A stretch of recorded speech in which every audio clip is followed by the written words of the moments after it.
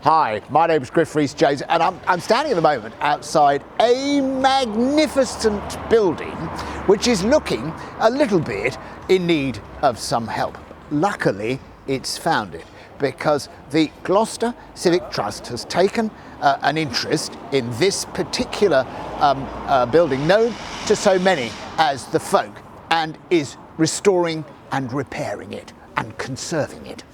They've raised already 50,000 and they're looking for the last 20,000, and they have a crowdfunding opportunity for you.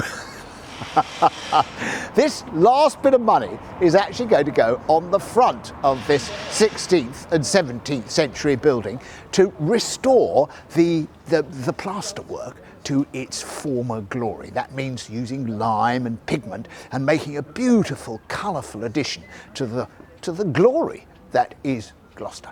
If you think you can help, please do. Please give any sum of money.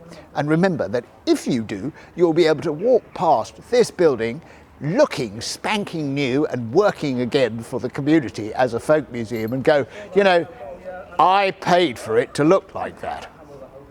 So please help us if you can.